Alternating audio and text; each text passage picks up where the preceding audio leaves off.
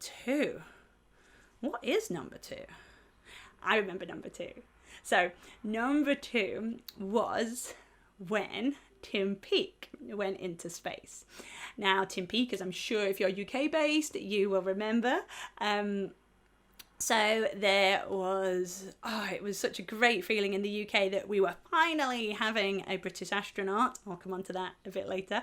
And there was a big fanfare, obviously, quite rightly. But the thing I was involved with, very, very tinily involved with, but the project is so great that I want to really shout about it, is a project called AstroPi.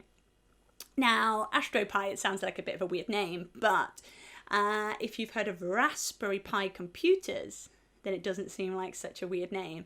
So if you haven't heard of a Raspberry Pi computer, which in itself sounds a little bit bizarre, but Raspberry Pi computers are sort of small credit card sized computers, very, very cheap. So it means you can play around with them. You can learn how to code, you can learn how to make things move, you can learn how to make computers interact with the real world. Now, some of these computers were sent with Tim to space, which in itself is quite awesome.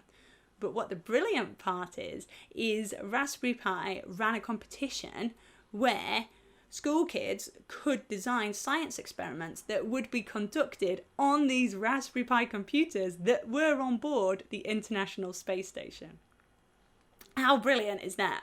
And actually, it is still going. If you go to www.astro-pi.org, you can see this competition. It does still exist, and so you can still design a science experiment that will be done in space, which is absolutely brilliant. Now, my very, very small part in that entirely brilliant project was I got to be the voice on the video that accompanied it, because they made the Raspberry Pis, they had to be put into special boxes so they could survive in space, and they gave them character names, and it's such a wonderful project. So do get involved and look that up if you are keen to know more. Okay, so that was that. And then we are on number 1. And number 1 actually brings us to modern time. So me being ill in my flat.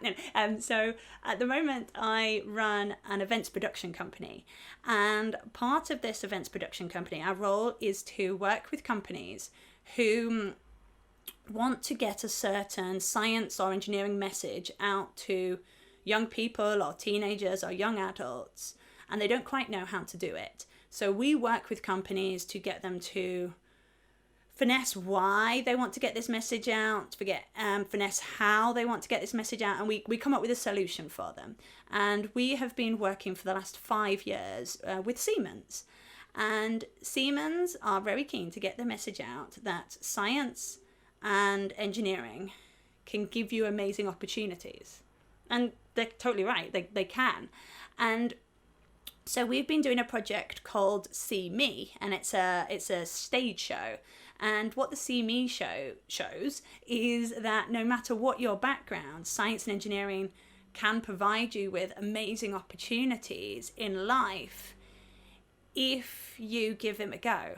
And if you don't go for those opportunities, then there's no way you're going to get them. But if you try, then the answer turns from a definitely no to a maybe. And so in this show, we do science experiments, and we get people sort of looking within themselves for the answers and why they might think that science and engineering and technology aren't for them.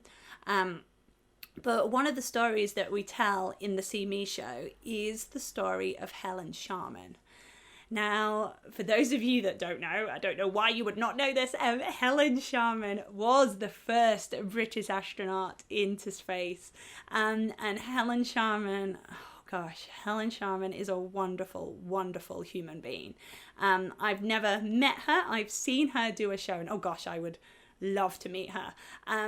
She is a phenomenal success, the first British astronaut. But the thing that's amazing about her is her humbleness, right? You would think that if you were an astronaut, you'd be like, yeah, I'm amazing, I've done this.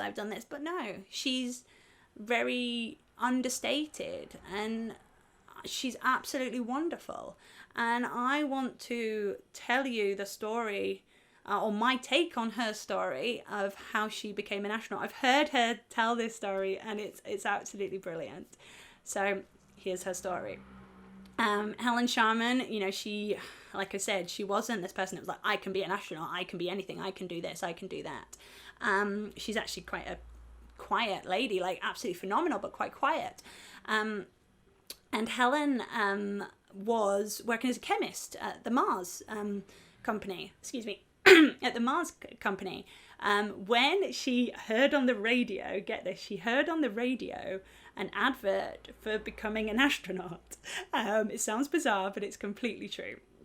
There was an astronaut advert, and it stated a few criteria, like you had to be British, you had to be able to speak a foreign language or the ability to learn a foreign language, you had to have a scientific background, and you had to be aged between a certain age brackets. Now, Helen did tick all of those boxes, and she was like, do you know what? I'll go for this. It'll be a bit of fun trying, right? She never once thought that she would actually win this competition, as it was, this job application, and get the astronaut. She just thought, do you know what? It's really fun, and I'll just to give it a go. And even when she was down to the last two, she was like, oh, well, I'm really not going to win against this person, so I'll just have fun. And in the end, she did. She won. She got to be the first British astronaut. And in 1991, she flew, and she was aboard the Mir space station. And she completed the space missions up there in the space station. Absolutely phenomenal. But what I love about this story is I think it's something that we can all relate to. Like, very rarely, just like very rarely does a person go, yes, I'm a lone genius. Very rarely does a person go, well, of course I'm going to win that. Of course I'm the best at that.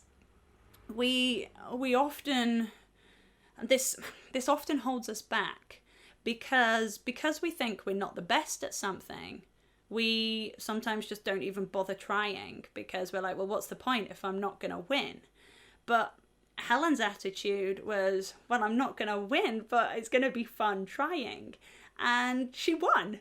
And so imagine if her attitude was the other way around. If she was like, well, I'm not going to win, so I'm not going to bother, then she never would have become an astronaut.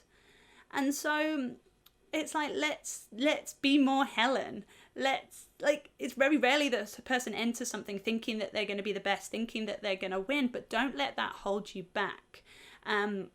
Because normally those people that think they're not very good are in fact the good ones. They're the excellent ones. They're the ones that will win. And so I suppose it's on that note just don't not try for something because you don't think you're going to be the best. Like, give it a go and you can have fun trying. Thank you so much for listening, and I hope this has given you more things to investigate about space or made you look at space and the missions that are related to space in a bit of a new light. Thank you.